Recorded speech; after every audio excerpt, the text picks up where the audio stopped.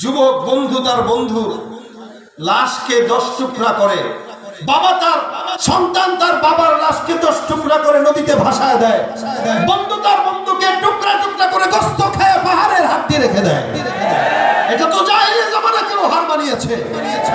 বর্তমান সময়ের অবস্থা এমন, শুধুমাত্র রাসূলুল্লাহ সাল্লাল্লাহু আলাইহি ওয়াসাল্লামের সুন্নাহ থেকে আমাদের রাস্তা অন্যদিকে চলে গেছে। কাইফা কানা খুলুকুন নবী সাল্লাল্লাহু আলাইহি ওয়াসাল্লাম, হে আম্মা জান, আল্লাহর নবীর চরিত্র কেমন? আম্মা জান আয়েশা ডাক দিয়ে বলেন, কানা খুলুকুল কুরআন, তোমরা আল্লাহর কোরআন যদি তেলাওয়াত করো, শুনে রাখো, আল্লাহর কোরআন যা আমার পয়গম্বরের চরিত্রই ছিল তা। দেখেন, যেই নবীকে আল্লাহ মহব্বত করে বানাইলেন, কোরআনের নাম পর্যন্ত ধরেন নাই, এই নবীর আখলাকটাকে কোরআন পর্যন্ত আল্লাহ পাক ঠেকায় দিয়েছেন যে কোরআন মানবা তো নবীর আখলাক মানা হয়ে যাবে, নবীর আখলাক মানবা তো কোরআন মানা হয়ে যাবে। সুবহানাল্লাহ ওয়া বিহামদিহি। এজন্য কেউ যদি রাসূলের সুন্নাহ মেনে চলে, এখন তো দুইটা দল আছে, একটা হলো আহলে কোরআন আর একটা হলো আহলে হাদিস।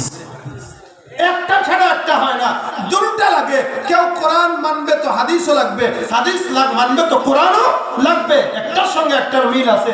শুধু আহলে কোরআন বললেও হয় না, শুধু আহলে হাদিস বললেও হয় না, দুটো একটার সঙ্গে একটার মিল।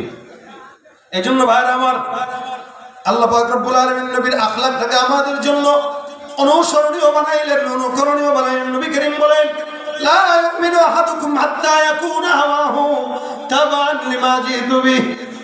জমিনের মধ্যে আমি নবী পয়গম্বর যা জানি আসলাম, এগুলা যতক্ষণ পর্যন্ত মানা ততক্ষণ মুমিন হতে পারো নাই। সাহাবায়ে কেরাম রাসূলের হাঁটাটাও পর্যন্ত নকল করত।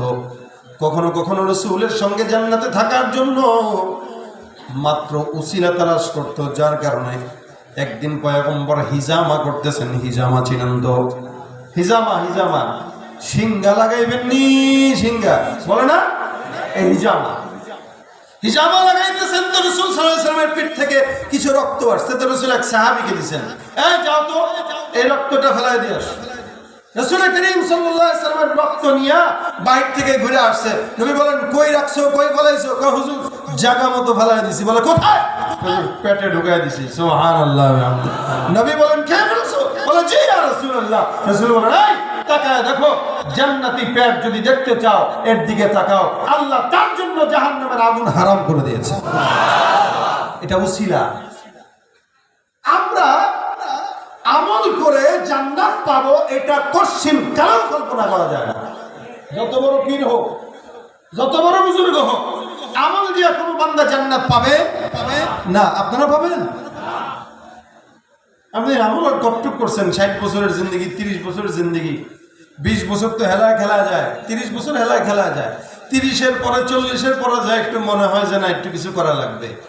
এই যে মসজিদ যারা করে, মাদ্রাসা যারা করে, যারা বাহিরের আলেম না, এরা কিন্তু 50 বছর বয়সে আইসা টাকা পয়সা আগে হারাম কামায় ইচ্ছা মতো। চিন্তা করছে আগে হারাম ইচ্ছা মতো কামায় নেই, তারপরে একটা মসজিদ মাদ্রাসা দিয়া আল্লাহ হয়ে যাব।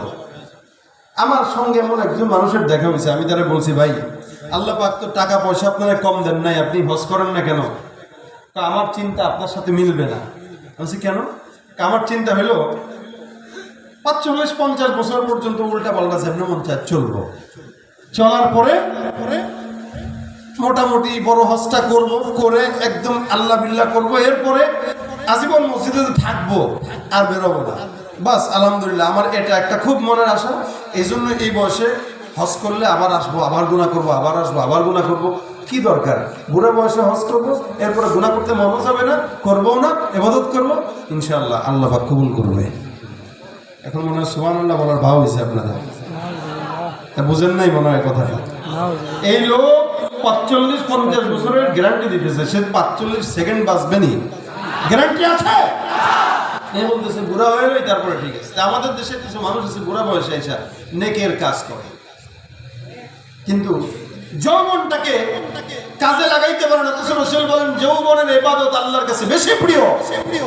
এটা মূল্যায়ন করা শিখো। হায়াতের মধ্যে যৌবনটা আলাদা হিসাব নিবে, জীবনের আলাদা হিসাব নিবে। রাসূল করিম সাল্লাল্লাহু আলাইহি ওয়াসাল্লামের এই জিন্দেগি আপনার আমার জিন্দেগির সাথে যেন মিলে যায়, এই খেয়াল রাখা। আল্লাহর হাবিব সাল্লাল্লাহু আলাইহি ওয়াসাল্লাম এই কারণে বান্দাদেরকে বলে, বান্দা আমল দিয়ে তো জান্নাতে যাবে না। এক সাহাবী রাসূলের কাছে এসে প্রশ্ন করেন, মাতাসা, কিয়ামত কবে হুজুর একটু বলেন তো। নবী বলেন, মা আ'দাত্তা, প্রস্তুতি কি নিছো বলো। সাহাবী ডাক দিয়া বলতেছেন, হুজুর প্রস্তুতি নাই, আবু বকরের মতো আমলও নাই, ওমরের মতো আমলও নাই, কিন্তু আমি আপনাকে আর আপনার মালিককে মহব্বত করি। আমার বিশ্বাস আপনার মালিকের আপনার মহব্বত দিয়া হয়তো আল্লাহ মানে জান্নাত দেয়া দিবে। রাসূল বলেন, ইন্নাকা মা'a মান আহবাবতা, এই সত্য বলেছো, নিশ্চয়ই তোমার মহব্বত যার সঙ্গে মিলবে আল্লাহ তোমাকে তার সঙ্গে জান্নাত দেয়া দিবে। এবার আপনি নিজে একটু আয়নার সামনে দাঁড়ায় আপনার মাথা থেকে পা পর্যন্ত দেখবেন আপনার মহব্বতের বহিঃপ্রকাশ কার সঙ্গে। আপনি আপনার চেহারার ভিতরে দাড়িটা রাখতে পারলেন না, একদিকে নবী আরেকদিকে বিবি। নবী কয় দাড়ি রাখ, বিবি কয় স্বামী গো খোসা খোসা লাগে গালের মধ্যে রাত্রেবেলা, কি তুমি রাখো, উড়ে গেলে না করবা। স্বামী কয় এটা তো আসলে ঠিক, আচ্ছা দাঁড়াও কাটতেছি। পরের দিন সেলুনে যায় মোটামুটি একদম সফান সফা, বাস শেষ। বিবির মহব্বতে দাড়ি কেটে দিল, অর্থাৎ রাসূল যে বললেন দাড়ি রাখতে, ওটার কোনো কথার গুরুত্বই নাই। আমি তো বলি, যেই ব্যক্তি রাসূলের মহব্বতে দাড়ি রাখতে পারে না, দাড়ির মহব্বতে সে মানে দাড়িটার মহব্বত সামলাইতে পারে না, সে জানের মহব্বত কেমন সামলাবে? সে তো জানও কোরবান করতে পারবে না। কথা ঠিক না? এই জন্য উম্মত হওয়া এটা এত সহজ নয়, এটা দেখানোর জিনিস না, এটা মানুষকে বলার জিনিস না, এটা চেহারা দেখার সাথে সাথে প্রমাণ পাওয়ার জিনিস। আমরা কালেমা পাঠ করেছি, দেখেন কি, লা ইলাহা ইল্লাল্লাহ মুহাম্মাদুর। আজকের মাহফিলের সম্মানিত দোয়া পরিচালনা যিনি থাকবেন, আপনাদের এই পাশেই জামিয়াতুল ইসলামিয়া জান্নাতুল আতফাল মাদ্রাসার সম্মানিত মুহতামিম হযরত মাওলানা মুফতি কাজী মঈনুদ্দিন আহমদ দামাত বরকাতুহু হুজুর আসছেন। আমরা ছোট্ট করে একটা স্বাগতম জানাই দিই। লিল্লাহি তাকবীর। কালেমা আমরা পড়ছি, লা ইলাহা ইল্লাল্লাহ মুহাম্মাদুর, লা ইলাহা ইল্লাল্লাহ, আল্লাহ ছাড়া কেউ নাই, আল্লাহ ছাড়া কেউ নাই। এটা দিলের বিষয়, এটা দেখানো যায় না। আপনার দিলে আল্লাহ আছে নাকি গায়রুল্লাহ আছে দেখানো যায়? এটা দিলের বিষয়। এইজন্য আল ঈমান ওয়া তাসদীক বিল জিনান, অন্তর দিয়া বিশ্বাস করা। তাসদীক বিল জিনানের নাম হলো ঈমান। অন্তর দিয়া বিশ্বাস করবেন যে আল্লাহ আছে, এটার নাম ঈমান। এজন্য নবী বলেন, হুয়া ঈমান হুয়া ইয়াজিদু ওয়া ইয়ানকুসু, আল ঈমান হুয়া ইয়াজিদু ওয়া ইয়ানকুসু, কখনো বাড়ে কখনো কমে। তো ঈমান বাড়ে আর কমে কেমনে? বলে ঈমান বাড়ে আর কমে না। মূলত কথা হইল, কোন বান্দা যখন নবীর সুন্নত মোতাবেক নিজের জীবনকে ঈমানকে পরিচালিত করে, তো সুন্নতের বরকতে তার ঈমানের পাওয়ার বেড়ে যায়। আর যখন সে সুন্নত ছেড়ে দেয়, আমল ছেড়ে দেয়, তো এটার কারণে তার ঈমানটার আলোটাও কমে যায়। এই জন্য তাসদীক বিল জিনান, অন্তরের থেকে বিশ্বাস করা, এটা হলো ঈমান। লা ইলাহা ইল্লাল্লাহ, আল্লাহ ছাড়া কেউ নাই, এটা অন্তরে থাকে, এটা দেখানো যায় না। আর দ্বিতীয় মুহাম্মদুর রাসূলুল্লাহ, এটা দেখানো লাগে, এটা লুকানো যায় না। মুহাম্মদুর রাসূলুল্লাহ থাকবে তো জবানে দাড়ি প্রকাশ পাবে, কথা বলেন ঠিক কিনা? মুহাম্মদুর রাসূলুল্লাহ থাকবে, মাথায় সুন্নতি টুপি পাগড়ি থাকবে। মুহাম্মদুর রাসূলুল্লাহ থাকবে, লিবাসুত তাকওয়া থাকবে। মুহাম্মদুর রাসূলুল্লাহ থাকবে তো মিসওয়াক থাকবে। মুহাম্মদুর রাসূলুল্লাহ থাকবে তো সালাম থাকবে। মুহাম্মদুর রাসূলুল্লাহ থাকবে তো মেহমানদারি থাকবে। এটা হলো মুহাম্মদুর রাসূলুল্লাহর মাকসাদ। মুহাম্মদুর রাসূলুল্লাহ লুকানো যায় না, আর লা ইলাহা ইল্লাল্লাহ এটা দেখানো যায় না। সুতরাং একটা দিলে রাখবো আর একটা বাহিরে রাখবো, দুইটা মিলে একজন মানুষ পরিপূর্ণ ঈমানদার হতে পারে। জোরে বলেন ঠিক কিনা? তাহলে আমরা দুইটা দিলে রাখতে পারবো তো ইনশাআল্লাহ।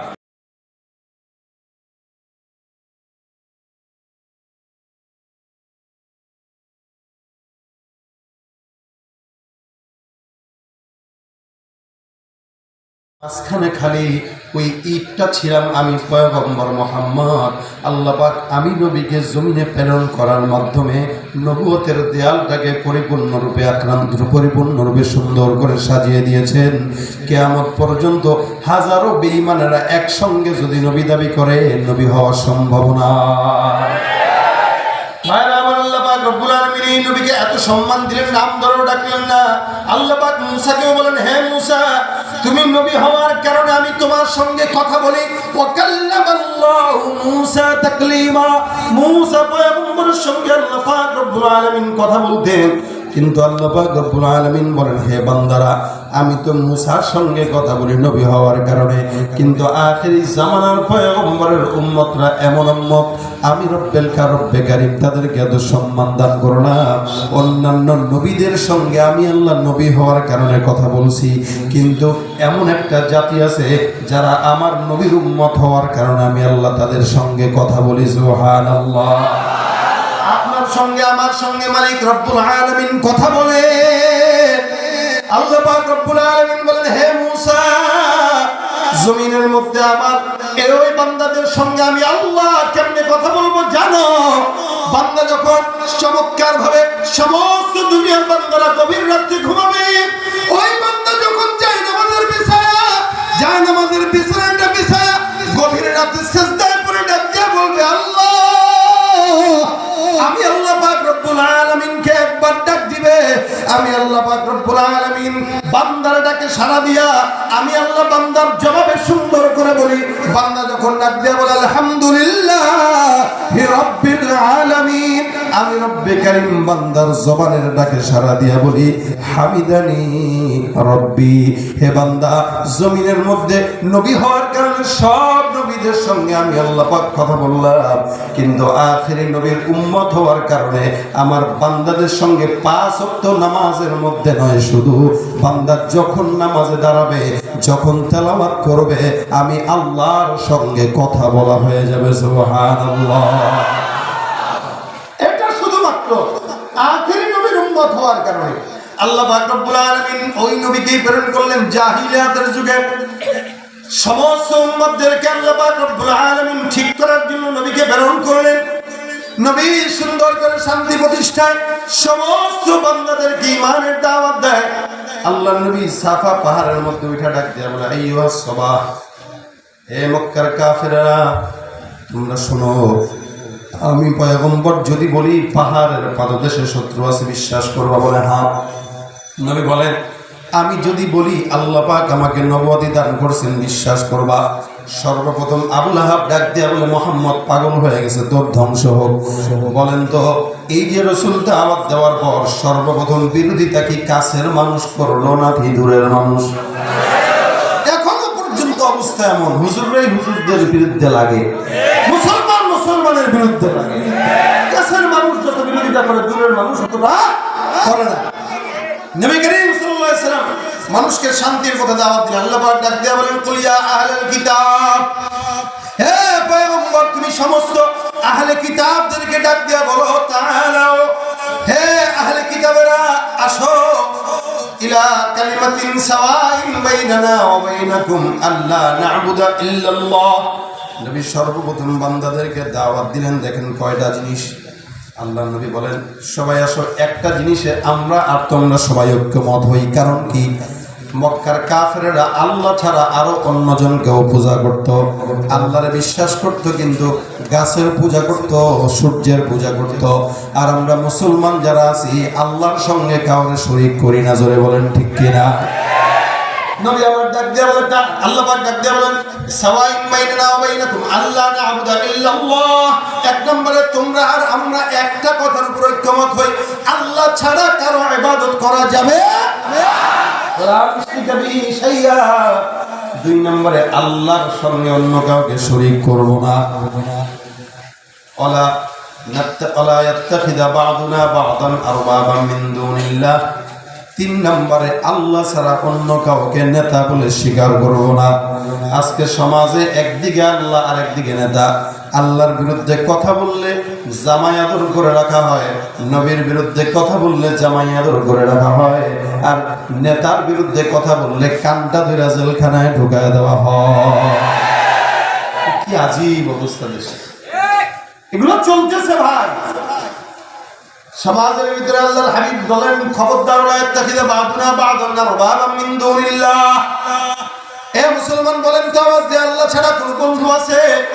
হ্যাঁ, সবচেয়ে বড় বন্ধুকে, শিশুকালে মায়ের দুধে বাঁচাও খোদা প্রাণ, মায়ের সে বেড়ে উঠি তোমার অবদান, বন্ধু হয়ে ভালোবাসা, বন্ধু হয়ে ভালোবাসা ছড়াও জগতময়, তোমার মতো প্রিয় বন্ধু যার হৃদয়ে রয়, তার কি আর থাকতে পারে, তার কি আর থাকতে পারে চিন্তা মৃত্যুর ভয়, তোমার মতো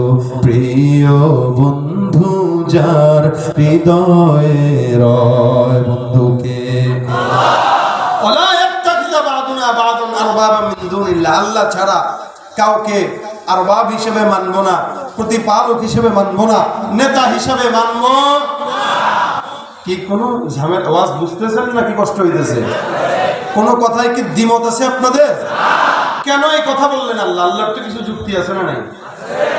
আল্লাহ বলেন ইয়া আইয়ুহান নাসু দুরিবা মাসালুন ফাসতামিউ লা, হে মানুষেরা তোমাদের কাছে একটা উদাহরণ পেশ করা হচ্ছে, তোমরা মনোযোগ দিয়ে শুনো। কে বলতেছেন? আল্লাহ কয় উদাহরণ শুন। কেন যে বললাম আল্লাহ ছাড়া কাউরে মানিস না? এক নাম্বার, ইয়া আইয়ুহান নাস, হে মানুষেরা, দুরিবা মাসালুন ফাসতামিউ লা, উদাহরণ পেশ করা হচ্ছে, শুনো, মনোযোগ দিয়ে শুনো। ইন্নাল্লাযীনা তাদউনা মিন দুনিল্লাহি লা ইয়াখলুকু যুবাবান ওয়া লাউ ইজতামাউ লা। আল্লাহ ডাক দিয়া কয়, এই তোদের যত প্রকার মূর্তি আছে, যাদের পূজা করো, যাদেরকে রব মানুষ, সবগুলোর ডাক আল্লাহকে ছাড়া, আল্লাহকে ছাড়া সবগুলোর ডাক। ডাকার পর আমি বলতেছি এই সবগুলা মিলা এদেরকে একটু বলতো একটা মাসি বানাইতে পারবে কিনা? কথা বোঝেন নাই? আল্লাহ বলতেছেন আমি ছাড়া অন্য যেগুলোর পূজা করছ তোরা, সূর্য, চন্দ্র, মূর্তি, এটা সেটা, পাথর, পাহাড় যা আছে সবগুলোর ডেকে বলতো একটা মাসি বানাইতে, মাসি এরা পারবে বানাইতে? আল্লাহ বলতেছেন জিন্দেগিতেও এরা আমি আল্লাহ ছাড়া সমস্ত গুলারে ডাকার পরেও যদি ডাকে আর বলে একটা মাছি বানানোর ক্ষমতা দুনিয়ার মানুষের নাই।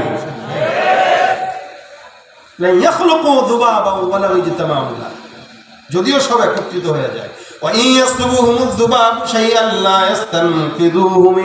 তারপর আল্লাহ বলতেছেন এই এদের অবস্থা কি জানো? বলে কাদের? এরা যাদের পূজা করে, এরা যাদেরকে মানে, এদের অবস্থা কি জানো? বলে কি?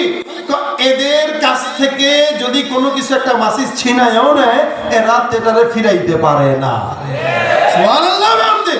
আল্লাহর কথায় কি যুক্তি আছে না নাই? ইব্রাহিম নবী ডাক দিয়া বলেন এই আমার একটু খাবার দিয়ে খিদা লাগছে। কারে বলে? সামনে আসনাম আছে, আসনাম।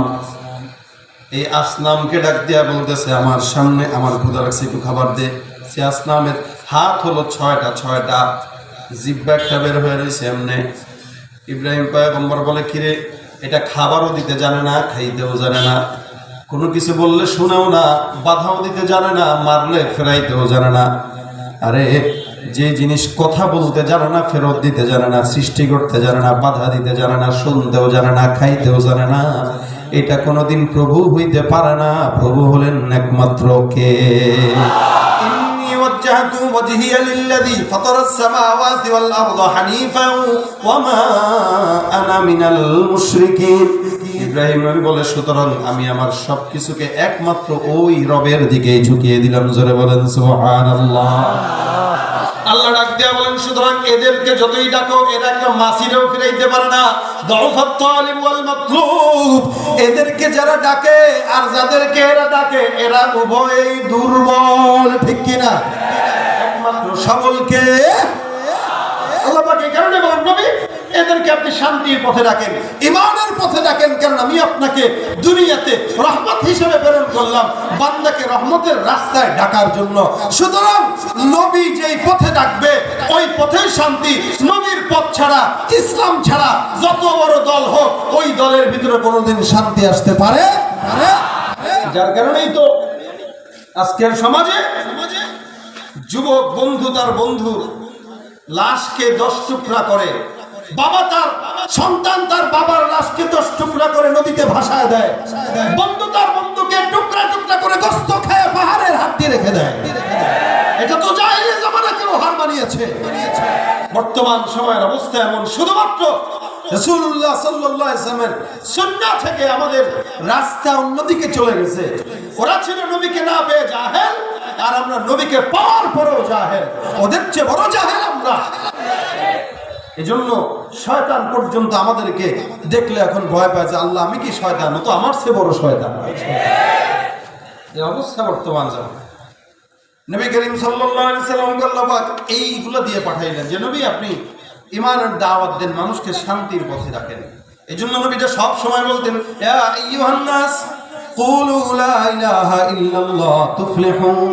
সব বান্দাদেরকে ডাক দিতেন নবী, বান্দারা একটা শব্দ বড় কালেমা লা ইলাহা ইল্লাল্লাহ, এই শব্দ যদি কোনো বান্দা পড়ে জমিনেও শান্তি, জমিনেও সফল, আখিরাত আর জান্নাতেও সফলতা দান করবেন কে? আল্লাহ পাক রব্বুল আলামিন বলেন, হে পয়গম্বর, জমিনের জন্য আমি তোমাকে রহমত বানাইলাম, যার কারণে আসমানের কাছেও তুমি রহমত, জমিনের কাছেও রহমত, পাহাড়ের কাছেও রহমত, সমুদ্রের কাছেও রহমত। সমস্ত কিতাবগুলোতে আমি আল্লাহ আগেই তোমার বর্ণনা দান করলাম, যেন কাফের বেঈমানদের চিনতে কষ্ট না হয়। নবী আসার সঙ্গে সঙ্গে যেন বেঈমানরা বুঝে যায় আখিরি জামানার পয়গম্বর চলে আসছে। সুতরাং ওই নবীকে মানতে যেন কোনোদিন কষ্ট না হয়। আমার পয়গম্বর মুহাম্মদুর রাসূলুল্লাহ সাল্লাল্লাহু আলাইহি ওয়াসাল্লামকে আল্লাহ পাক এত সম্মান দান করলেন, যার কারণে নবীর জীবন আদর্শটাকে আল্লাহ পাক রব্বুল আলামিন কোরআনের সঙ্গে জুড়ে দিলেন। সাহাবাত বাইন ডাক দিয়ে বলেন, আম্মা জান আয়েশা, আল্লাহর নবীর চরিত্র কি ছিল একটু বর্ণনা করেন। কাইফা কানা খুলুকুন নবী সাল্লাল্লাহু আলাইহি ওয়াসাল্লাম। হে আম্মা জান, আল্লাহর নবীর চরিত্র কেমন? আম্মা জান আয়েশা ডাক দিয়ে বলেন, কানা খুলুকুল কুরআন। তোমরা আল্লাহর কোরআন যদি তেলাওয়াত করো, শুনে রাখো, আল্লাহর কোরআন যা আমার পয়গম্বরের চরিত্রই ছিল তা। দেখেন, যেই নবীকে আল্লাহ মহব্বত করে বানাইলেন, কোরআনের নাম পর্যন্ত ধরেন নাই, এই নবীর আখলাকটাকে কোরআন পর্যন্ত আল্লাহ পাক ঠেকায় দিয়েছেন যে কোরআন মানবা তো নবীর আখলাক মানা হয়ে যাবে, নবীর আখলাক মানবা তো কোরআন মানা হয়ে যাবে। সুবহানাল্লাহ ওয়া বিহামদিহি। এজন্য কেউ যদি রাসূলের সুন্নাহ মেনে চলে, এখন তো দুইটা দল আছে, একটা হলো আহলে কোরআন আর একটা হলো আহলে হাদিস।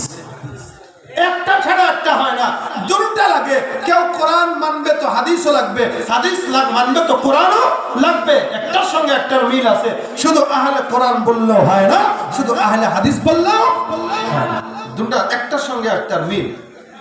এজন্য ভাইরা আমার, আল্লাহ পাক রব্বুল আলামিন নবীর আখলাকটাকে আমাদের জন্য অনুসরণীয় বানাইলেন, অনুকরণীয় বানাইলেন। নবী করিম বলেন, লা ইউমিনু আহাদুকুম হাত্তা ইয়াকুনা হাওয়াহু তাবান লিমা জিতু বিহি। জমিনের মধ্যে আমি নবী পয়গম্বর যা জানি আসলাম, এগুলা যতক্ষণ পর্যন্ত মানা ততক্ষণ মুমিন হতে পারো নাই। সাহাবা একরাম রাসূলের হাঁটাটাও পর্যন্ত নকল করত। কখনো কখনো রাসূলের সঙ্গে জান্নাতে থাকার জন্য মাত্র উসিলা তালাশ করত, যার কারণে একদিন পয়গম্বর হিজামা করতেছেন। হিজামা চিনেন তো? হিজামা সিংহা লাগাইবেন নি, সিংহা বলে না, এই হিজামা লাগাইতেছেন। তো রাসূল সাল্লাল্লাহু আলাইহি ওয়াসাল্লামের পিঠ থেকে কিছু রক্ত আসছে, তো রাসূল এক সাহাবীকে দিয়েছেন, যাও তো এই রক্তটা ফেলাই দিয়ে আস। রাসূল করিম সাল্লাল্লাহু আলাইহি ওয়াসাল্লামের রক্ত নিয়ে বাইরে থেকে ঘুরে আসছে। নবী বলেন, কই রাখছো, কই ফলাইছো? কয় হুজুর জায়গা মতো ফেলাই দিছি। বলে কোথায়? পেটে ঢুকাই দিছি। সুবহানাল্লাহ। নবী বলেন, কে ফেলছো? বলে জি ইয়া রাসূলুল্লাহ। রাসূল বলেন, এই তাকায় দেখো, জান্নাতি পেট যদি দেখতে চাও এর দিকে তাকাও, আল্লাহ তার জন্য জাহান্নামের আগুন হারাম করে দিয়েছে। এটা উসিলা। আমরা আমল করে জান্নাত পাবো, এটা কশিন কারো কল্পনা করা যায় না। যত বড় পীর হোক, যত বড় বুজুর্গ হোক, আমল দিয়ে কোনো বান্দা জান্নাত পাবে না। আপনারা পাবেন? আপনি আমল আর কতটুক করছেন? 60 বছরের জিন্দগি, 30 বছরের জিন্দগি, 20 বছর তো হেলায় খেলা যায়, 30 বছর হেলায় খেলা যায়, 30-এর পরে 40-এর পরে যায় একটু মনে হয় যে না একটু কিছু করা লাগবে। এই যে মসজিদ যারা করে, মাদ্রাসা যারা করে, যারা বাহিরের আলেম না, এরা কিন্তু 50 বছর বয়সে আইসা টাকা পয়সা আগে হারাম কামায় ইচ্ছা মতো, চিন্তা করছে আগে হারাম ইচ্ছা মতো কামায় নেই, তারপরে একটা মসজিদ মাদ্রাসা দিয়া আল্লাহ হয়ে যাব। আমার সঙ্গে এমন একজন মানুষের দেখা হয়েছে, আমি তারা বলছি ভাই আল্লাহ পাক তো টাকা পয়সা আপনারা কম দেন নাই, আপনি হজ করেন না কেন? তো আমার চিন্তা আপনার সাথে মিলবে না। বলছি কেন? আমার চিন্তা হলো 45-50 বছর পর্যন্ত উল্টা পাল্টা যেমন মন চায় চলবো, চলার পরে মোটামুটি বড় হজটা করব, করে একদম আল্লাহ বিল্লাহ করবো, এরপরে আজীবন মসজিদে থাকবো আর বেরোবো না। বাস আলহামদুলিল্লাহ, আমার এটা একটা খুব মনের আশা। এই জন্য এই বয়সে হজ করলে আবার আসবো, আবার গুনাহ করবো, আবার আসবো, আবার গুনাহ করবো। কি দরকার? বুড়া বয়সে হজ করবো, এরপরে গুনাহ করতে মন যাবে না, করবো না, ইবাদত করবো, ইনশাআল্লাহ আল্লাহ পাক কবুল করবে। এখন মনে হয় সুবহানাল্লাহ বলার ভাব হয়েছে আপনাদের, বুঝেন নাই মনে হয় কথাটা। এই লোক 45-50 বছরের গ্যারান্টি দিতেছে, সে 45 সেকেন্ড বাঁচবেনি, গ্যারান্টি আছে। এই বলতেছে বুড়া হয়ে গেল তারপরে ঠিক আছে। আমাদের দেশে কিছু মানুষ আছে বুড়া বয়সে এসে নেকের কাজ করে, কিন্তু যৌবনটাকে কাজে লাগাইতে পারে না। রাসূল বলেন যৌবনের ইবাদত আল্লাহর কাছে বেশি প্রিয়, এটা মূল্যায়ন করা শিখো। হায়াতের মধ্যে যৌবনটা আলাদা হিসাব নিবে, জীবনের আলাদা হিসাব নিবে। রাসূল করিম সাল্লাল্লাহু আলাইহি ওয়াসাল্লামের এই জিন্দেগি আপনার আমার জিন্দেগির সাথে যেন মিলে যায়, এই খেয়াল রাখা। আল্লাহর হাবিব সাল্লাল্লাহু আলাইহি ওয়াসাল্লাম এই কারণে বান্দাদেরকে বলে, বান্দা আমল দিয়ে তো জান্নাতে যাব না। এক সাহাবী রাসূলের কাছে এসে প্রশ্ন করেন, মাতাসা, কিয়ামত কবে হুজুর একটু বলেন তো?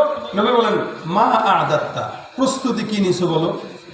সাহাবী ডাক দিয়া বলতেছেন, হুজুর প্রস্তুতি নাই, আবু বকরের মতো আমলও নাই, ওমরের মতো আমলও নাই, কিন্তু আমি আপনাকে আর আপনার মালিককে মহব্বত করি। আমার বিশ্বাস আপনার মালিকের আপনার মহব্বত দিয়া হয়তো আল্লাহ মানে জান্নাত দেয়া দিবে। রাসূল বলেন, ইন্নাকা মা'a মান আহবাবতা, এই সত্য বলেছো, নিশ্চয়ই তোমার মহব্বত যার সঙ্গে মিলবে আল্লাহ তোমাকে তার সঙ্গে জান্নাত দেয়া দিবে।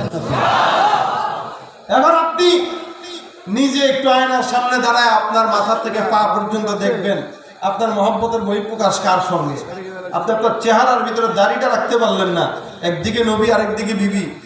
নবী কয় দাড়ি রাখ, বিবি কয় স্বামী গো খোসা খোসা লাগে গালের মধ্যে রাত্রেবেলা, কি তুমি রাখো, উড়া মিলেই না করবা।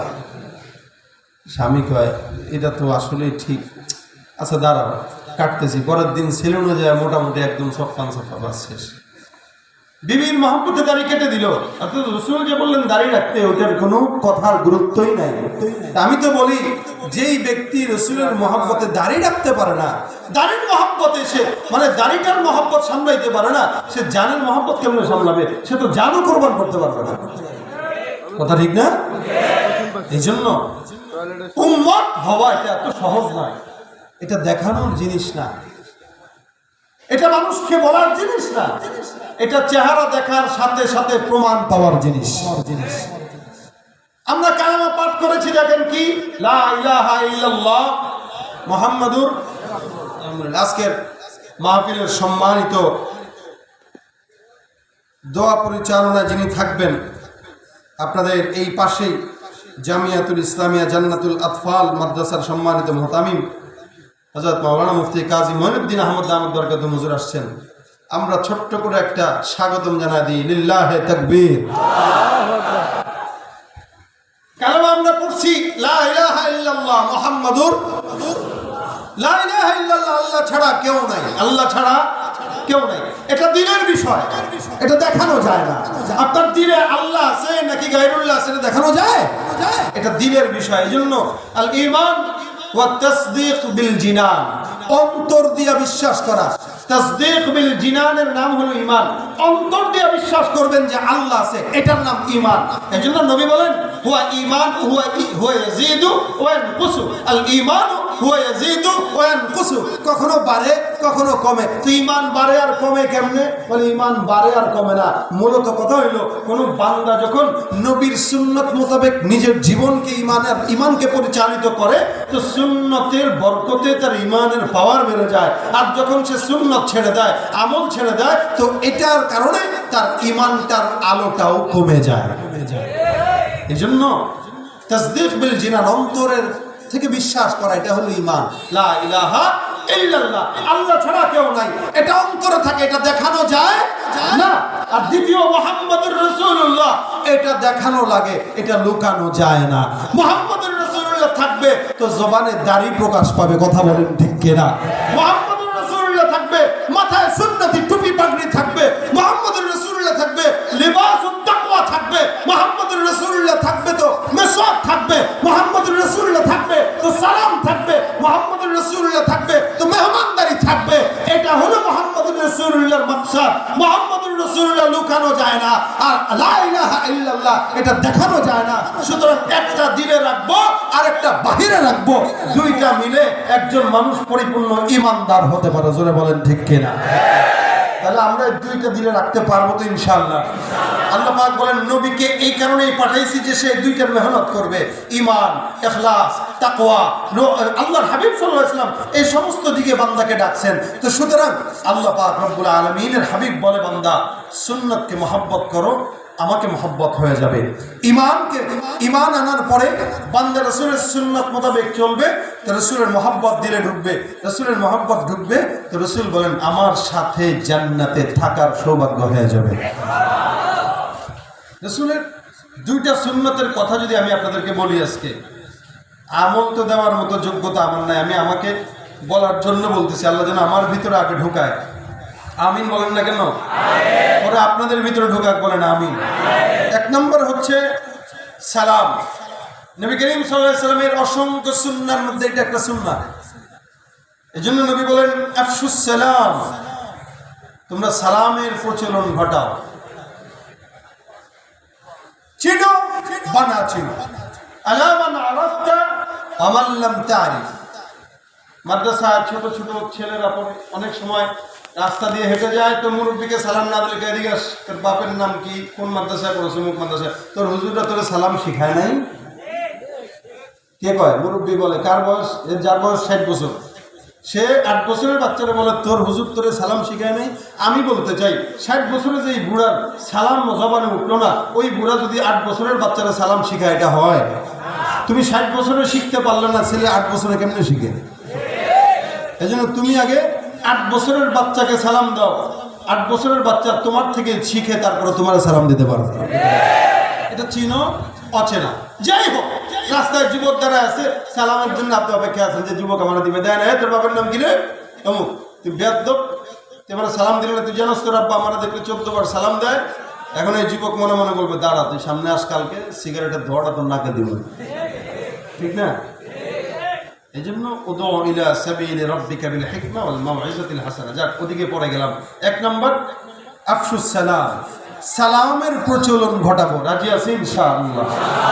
এটা আমাদের দরকার। ওয়া আতইমুত তাআম, নবী অন্য হাদিসের অন্য অংশে বলেন ওয়া আতইমুত তাআম, মেহমানদারি করা। দুইটা সুন্নাহ, একটা সুন্নাহ যদি কারো পছন্দ হয়। দেখেন আজকে বর্তমান সময় আমরা মেহমানদারি একদম ভুলে গেছি বললেই চলে। মেহমান আসলে অনেক সময় বিবি টাকা ঘোরার দিন এই সংসার আর ভালো লাগে না, প্রত্যেক দিন অমুক তমুক এই সেই, রামতে রামতে আমার জিন্দগি শেষ, বুঝছেন? এবার এই স্বামীর ঘর ছেড়ে অন্য জায়গায় যায়। এখন বাস কিরে ব্যাপার, তুমি আগে বিয়ে করছো, ঘর সংসার কি হয়েছে, দূর ভালো লাগে না। জামাই কাজ করে, শাশুড়ি কাজ করে, তো এখন কি করো? এখন তো কাজ করি, কয় বাসায়? 5 বাসায়। 5 বাসায় কাজ করতে মজা লাগে, স্বামীর সংসারে কাজ করতে মজা লাগে না।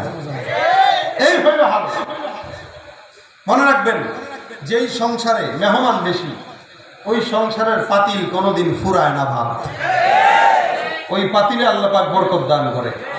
মেহমান এটা বরকত। নবী বলেন 3 জনের খাবার 4 জন খেতে পারে, 5 জনের খাবার 7 জন খেতে পারে। এখন মুশকিল হলো যেটা আমাদের দেশে মেহমানদারিটাও কেমনে করাবে। যে বাসায় আসে চিন্তা করে 5,000 টাকার ফল ফলা দিনে আনিয়ে গেলে ইজ্জত থাকে, এই কারণে সে 2-4 হাজার টাকা ফল কিনে নেয়। এখন এই কয় জায়গায় যাবে? বেতন পায় 20,000 টাকা, এক বাসায় যদি 2,000 চলে যায় কজনের বাসায় যাবে? আর যার বাসায় গেল সেই চিন্তা করে, হারে 2,000 টাকার ফল নিয়ে আসছে, মিনিমাম 20 আইটেমের খাবার যদি না রান্না করতে পারি কেমনে হয়? এখন 20 আইটেমের খাবার দেওয়ার পরে কয়, কিচ্ছু মনে করবে না প্লিজ, আপনার ভাবি না অনেক অসুস্থ, এই জন্য কিছু করতে পারিনি। সুন্দর করে এই কথা বলে। তো তাকাল্লুফি, কে বলছে তোমার এগুলো করতে? তুমি অল্প খাওয়াও। এই জন্য নবী করিম বলেন, রমজানে যদি কেউ একটা খেজুর দিয়েও কাউকে ইফতারি করায় তো সে রোজাদারের সমপরিমাণ সওয়াব পেয়ে যাবে। এখন আমাদের দেশে তো ইফতার পার্টি হয়, পার্টি, কে কার চাইতে বড় আইটেম দিবে। একটা খেজুর কেউ খাওয়াইতে গেলে ফিকিন্নির বাচ্চা, আমার কি কম আছে বেটা? যে দিছে সে তো সবের নিয়ে দিছিল, কি করবেন বলেন? এই কারণে মেহমান যারা মেহমানদারি করবেন খুব প্যারা নেওয়া দরকার। আমি মাহফিলে গেলেও বলি, আমার যদি কখনো ফোন দেওয়া হুজুর কি খাবেন, আমি কিচ্ছু খাই না, পারলে পরে না খাওয়াইলে আমি বলা, আমি অনেক মাহফিলে খাই না। কারণ এই একটা পেরেশানি থাকে, মহিলাদের কি খাওয়াইতে হবে, 20 আইটেম রান্না করতে হবে, এই করতে হবে সেই করতে হবে, কেন এত প্যারা দরকার কি? আপনি যা খান বাস আলহামদুলিল্লাহ। বক্তাদেরকে জিজ্ঞাসা করেন, এখনকার হুজুররা ডিজিটাল, 2-4 আইটেমের বেশি খাইতে পারে না। এরপরে গোস্ত মাছও খায় কম, আলু ভর্তা ডাল দিবেন, দেখবেন পেট ভরে খাইতেছে। এখন না, ঘরের বড় হুজুর আসতেছে, বড় হুজুর 20 আইটেম রান্না করো, এখন রাঁধছেন তো ঠিক, হুজুর তো আর খাইতে পারে না, তখন বউ কষ্ট পায় না? এই জন্য যতটুকু সামর্থ্য ততটুকু করবেন। অন্তত মেহমানদারিটা সারা বছর করার চেষ্টা করেন, দেখবেন পাতিলের ভাত ফুরাবে না, বরকত আল্লাহ পাক দান করবে ইনশাআল্লাহ। রাসূলের 2টা সুন্নাহ, একটা সালাম দেব, বিবিকেও দেব, স্বামীকে বিবি দেব, বিবিকে স্বামী দেব, মহব্বত বাড়বে ইনশাআল্লাহ, কোনো ঘরের ভিতরে অশান্তি হবে না। বাবা সন্তানকে দিবেন, সন্তান বাবাকে দিবে। এতে অনেক সময় আমরা লজ্জাবোধ করি সন্তানকে সালাম দিতে, সন্তান বাবাকে সালাম দিতে লজ্জাবোধ করে। এটা লজ্জার কিছু না, সম্পর্ক ভালো হয়। বাপ ছেলের সম্পর্ক যদি এতটুকু না হয় তাহলে কি হইল আর? এই জন্য বাবা সন্তানকে, বিবি তার স্বামীকে, মা তার সন্তানকে এভাবে সালামের প্রচলন শত্রুকে হইলেও দিব, রাজি আছি ইনশাআল্লাহ।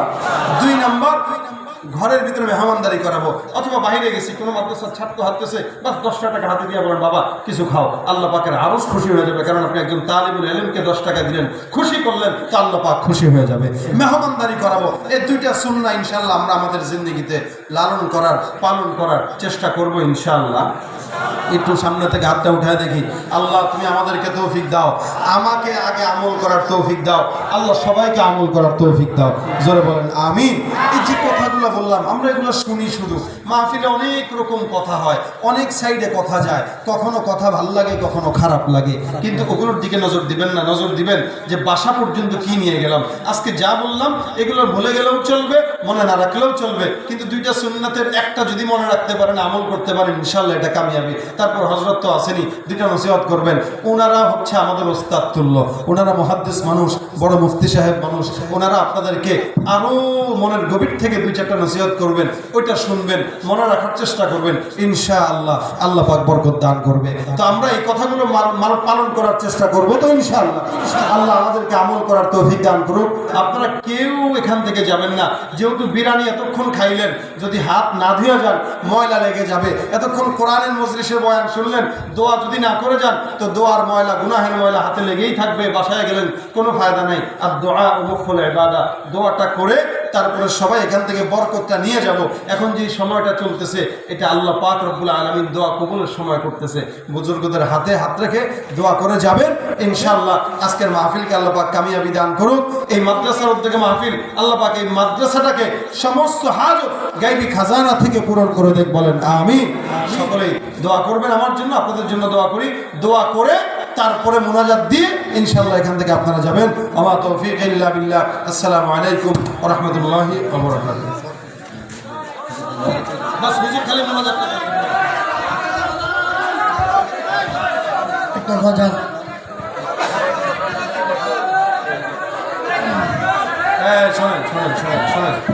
শোনেন, আপনারা আসছেন মাহফিলে গজল গাওয়াটার পক্ষে আমি না, যদিও আমি একজন গায়ক। আমার পরিচয়, যদিও আমি কলরবের একজন শিল্পী প্লাস কলরবের পরিচালক, কিন্তু পাশাপাশি আমার সবচেয়ে বড় পরিচয় আমি একজন আলেম। যেহেতু আল্লাহ পাক আলেম বানাইছেন, যেখানে আসছি ওয়াজ নসিহত করতে, এখানে ওয়াজ নসিহত করা উচিত। এরপরেও আপনাদেরকে আমি শুনেছি 2টা, আর দরকার নেই। আপনারা মোনাজাতের সময়।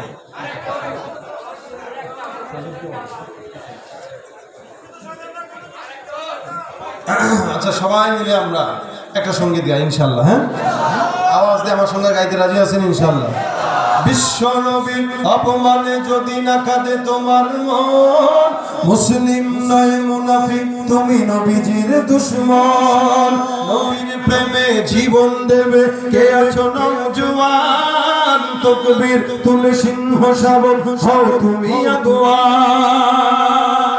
তোমার বুকে ইমানের বল জবানে আল কোরআন, ভয় কাঁপে কাপুরুষ সব আর নরধম শয়তান।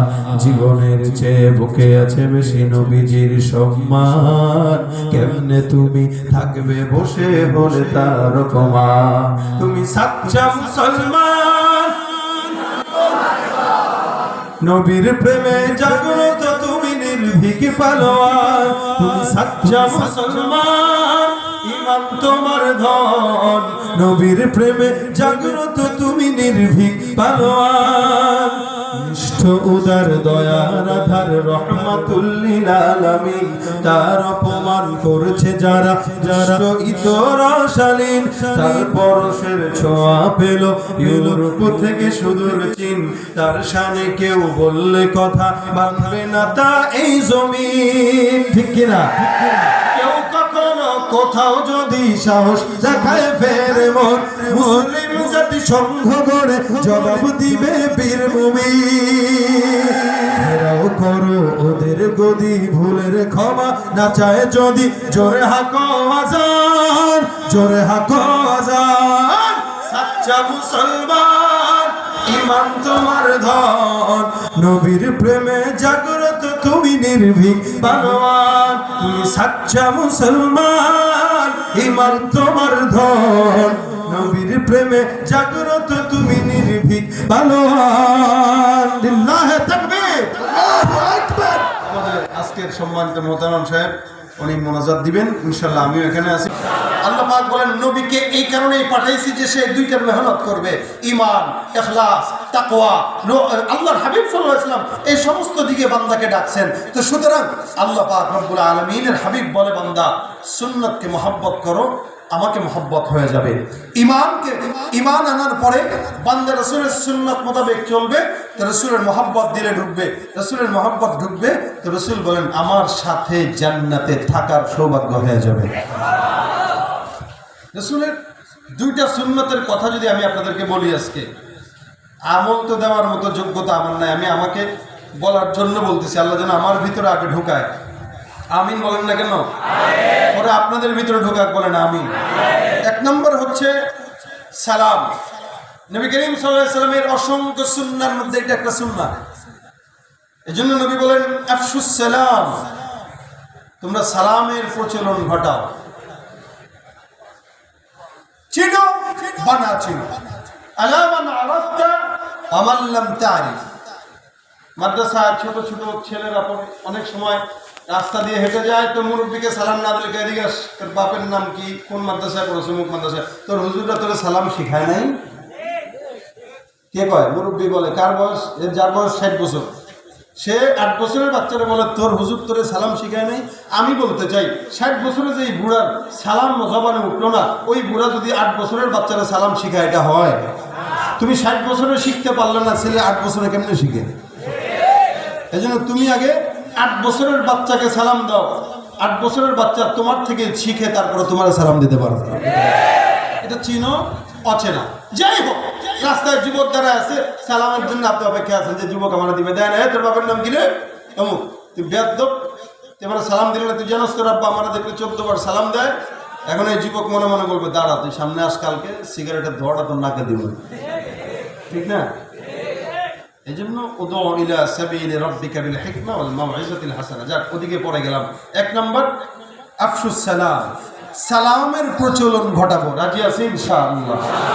এটা আমাদের দরকার। ওয়া আতইমুত তাআম, নবী অন্য হাদিসের অন্য অংশে বলেন ওয়া আতইমুত তাআম, মেহমানদারি করা।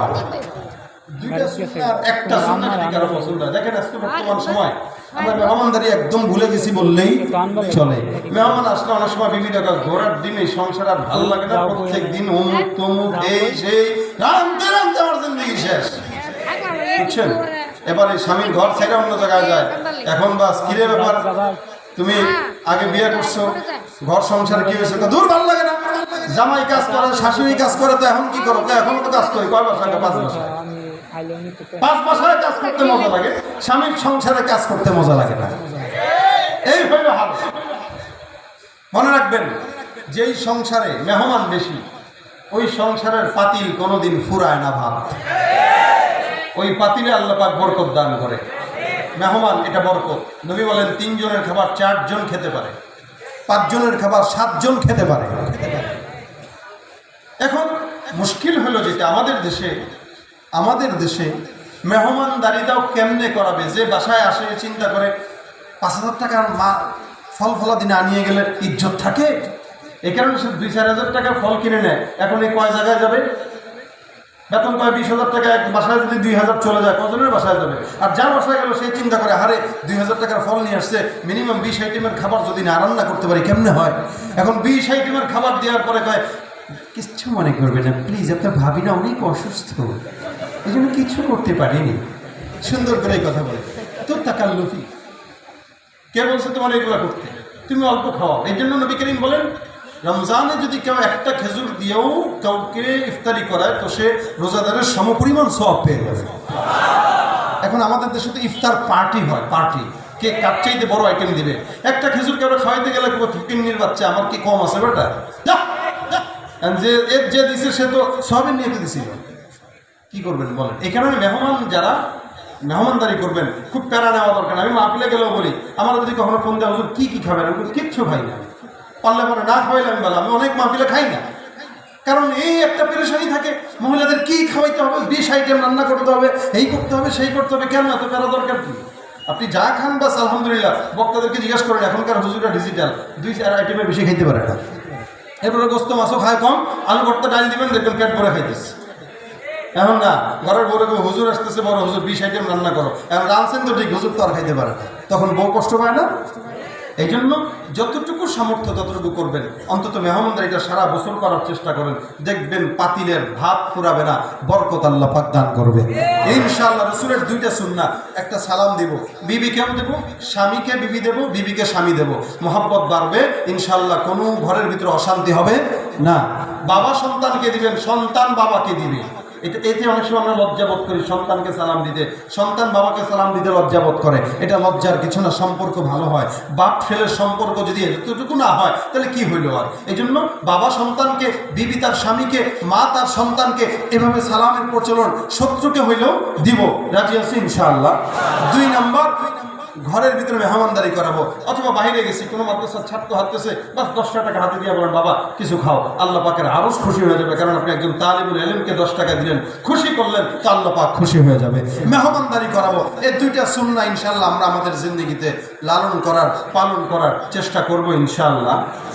একটু সামনে থেকে হাতটা উঠায় দেখি, আল্লাহ তুমি আমাদেরকে তৌফিক দাও, আমাকে আগে আমল করার তৌফিক দাও, আল্লাহ সবাইকে আমল করার তৌফিক দাও, জোরে বলেন আমিন।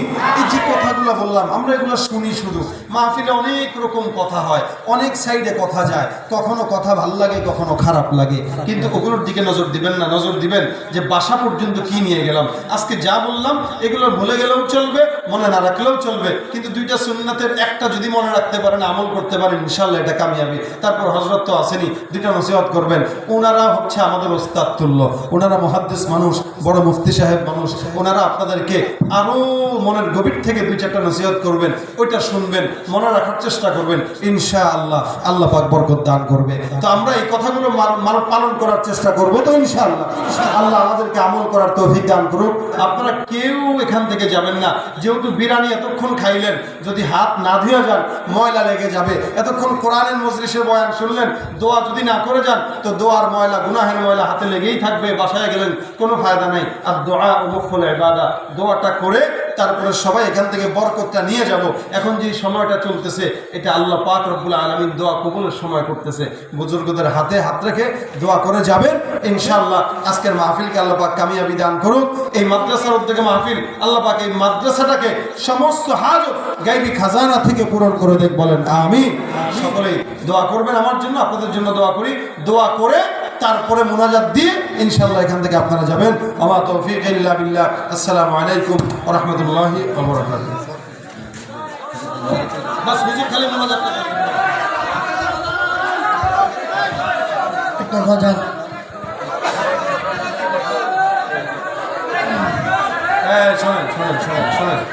শোনেন, আপনারা আসছেন মাহফিলে গজল গাওয়াটার পক্ষে আমি না, যদিও আমি একজন গায়ক।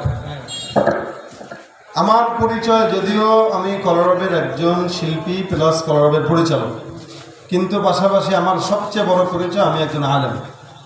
যেহেতু আল্লাহ পাক আলেম বানাইছেন, যেখানে আসছি ওয়াজ নসিহত করতে, এখানে ওয়াজ নসিহত করা উচিত। এরপরেও আপনাদেরকে আমি শুনেছি দুইটা, আর দরকার নেই। আপনারা মোনাজাতের সময়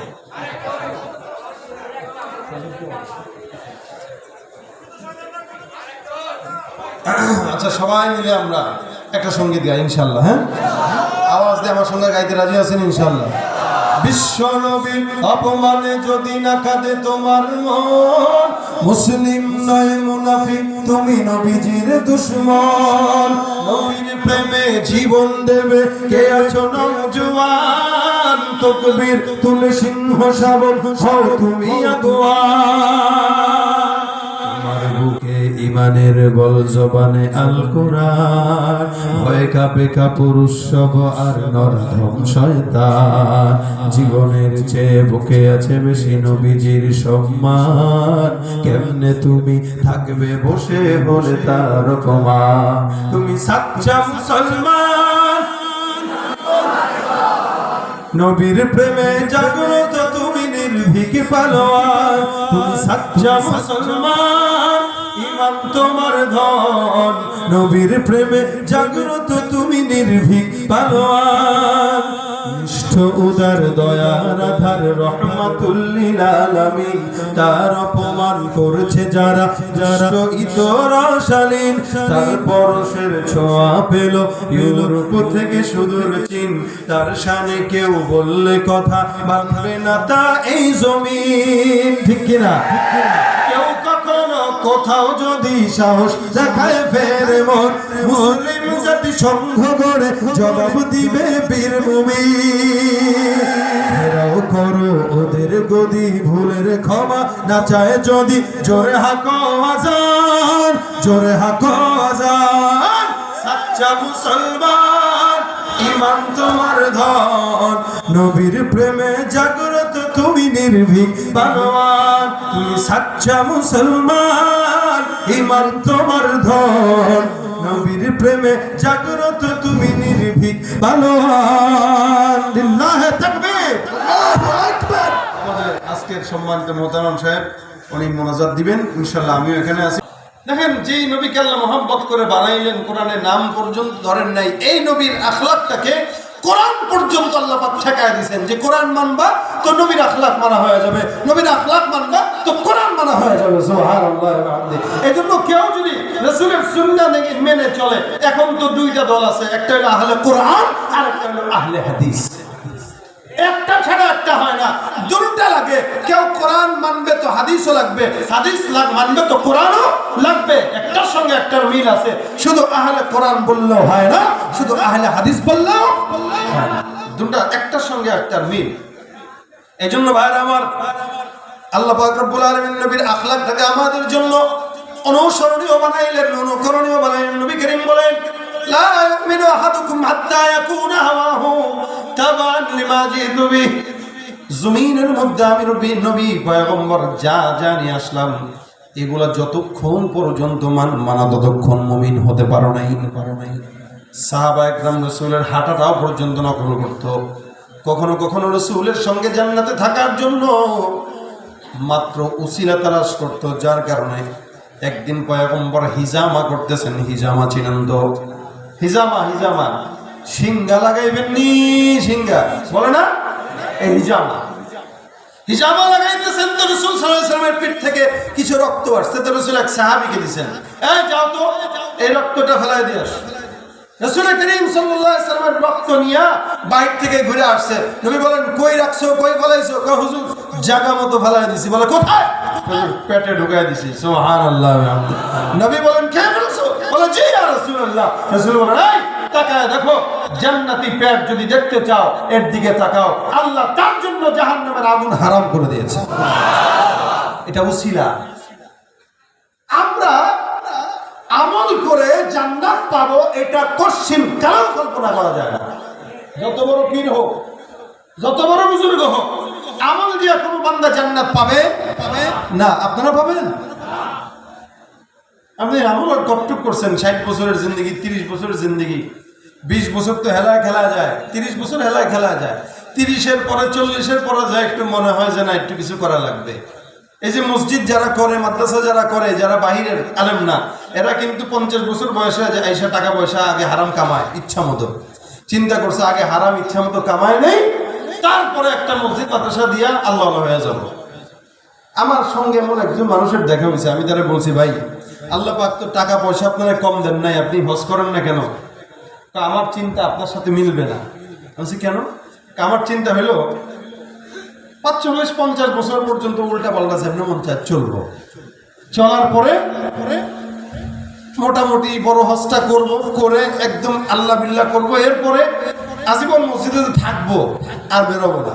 বাস আলহামদুলিল্লাহ, আমার এটা একটা খুব মনের আশা। এই জন্য এই বয়সে হজ করলে আবার আসবো, আবার গুনাহ করবো, আবার আসবো, আবার গুনাহ করবো। কি দরকার? বুড়া বয়সে হজ করবো, এরপরে গুনাহ করতে মন যাবে না, করবো না, ইবাদত করবো, ইনশাআল্লাহ আল্লাহ পাক কবুল করবে। এখন মনে হয় সুবহানাল্লাহ বলার ভাব হয়েছে আপনাদের, বুঝেন নাই মনে হয় কথাটা। এই লোক 45-50 বছরের গ্যারান্টি দিতেছে, সে 45 সেকেন্ড বাঁচবে নি, গ্যারান্টি আছে। এই বলতেছে বুড়া হয়ে রই, তারপরে ঠিক আছে। আমাদের দেশে কিছু মানুষ আছে বুড়া বয়সে এসে নেকের কাজ করে, কিন্তু যৌবনটাকে কাজে লাগাইতে পারে না। রাসূল বলেন, যৌবনের ইবাদত আল্লাহর কাছে বেশি প্রিয়, এটা মূল্যায়ন করা শিখো। হায়াতের মধ্যে যৌবনটা আলাদা হিসাব নিবে, জীবনের আলাদা হিসাব নিবে। রাসূল করিম সাল্লাল্লাহু আলাইহি ওয়াসাল্লামের এই জিন্দেগি আপনার আমার জিন্দেগির সাথে যেন মিলে যায়, এই খেয়াল রাখা। আল্লাহর হাবিব সাল্লাল্লাহু আলাইহি ওয়াসাল্লাম এই কারণে বান্দাদেরকে বলে, বান্দা আমল দিয়ে তো জান্নাতে যাবে না। এক সাহাবী রাসূলের কাছে এসে প্রশ্ন করেন, মাতাসা, কিয়ামত কবে হুজুর একটু বলেন তো? নবী বলেন, মা আ'দাত্তা, প্রস্তুতি কি নিছো বলো।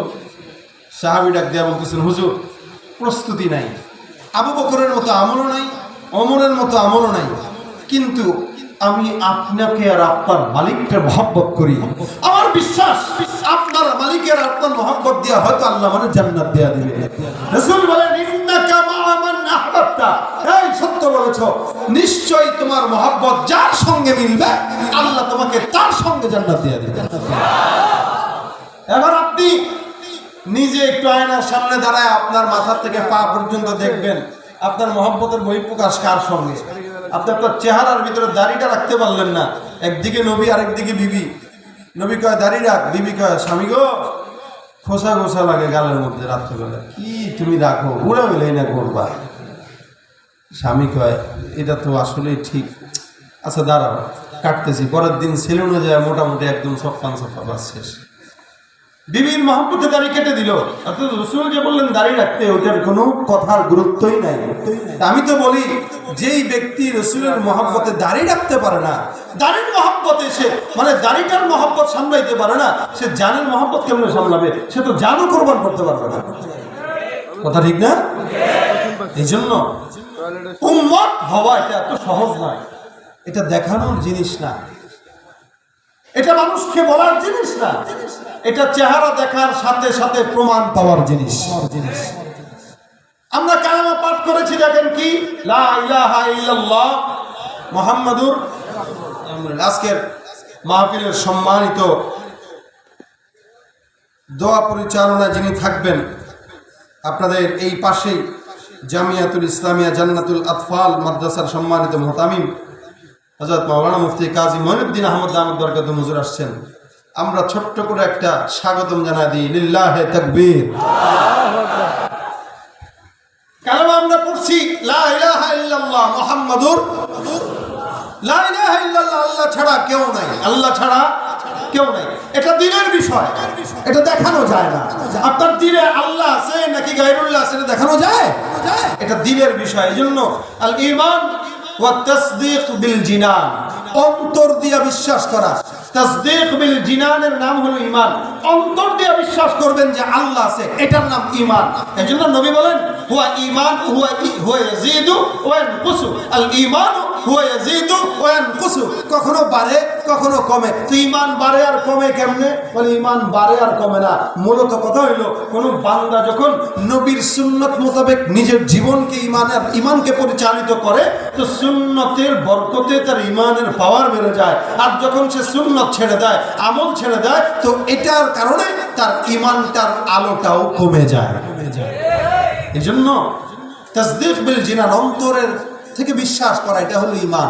লা ইলাহা ইল্লাল্লাহ, আল্লাহ ছাড়া কেউ নাই, এটা অন্তরে থাকে, এটা দেখানো যায় না। আর দ্বিতীয় মুহাম্মদুর রাসূলুল্লাহ, এটা দেখানো লাগে, এটা লুকানো যায় না। মুহাম্মদুর রাসূলুল্লাহ থাকবে তো জবানে দাড়ি প্রকাশ পাবে, কথা বলেন ঠিক কিনা? মুহাম্মদুর রাসূলুল্লাহ থাকবে, মাথায় সুন্নতি টুপি পাগড়ি থাকবে। মুহাম্মদুর রাসূলুল্লাহ থাকবে, লিবাসুত তাকওয়া থাকবে। মুহাম্মদুর রাসূলুল্লাহ থাকবে তো মিসওয়াক থাকবে। মুহাম্মদুর রাসূলুল্লাহ থাকবে তো সালাম থাকবে। মুহাম্মদুর রাসূলুল্লাহ থাকবে তো মেহমানদারি থাকবে। এটা হলো মুহাম্মদুর রাসূলুল্লাহর মাকসাদ। মুহাম্মদুর রাসূলুল্লাহ লুকানো যায় না, আর লা ইলাহা ইল্লাল্লাহ এটা দেখানো যায় না। সুতরাং একটা দিলে রাখবো আর একটা বাহিরে রাখবো, দুইটা মিলে একজন মানুষ পরিপূর্ণ ঈমানদার হতে পারে। জোরে বলেন ঠিক কিনা? তাহলে আমরা দুইটা দিলে রাখতে পারবো তো ইনশাআল্লাহ?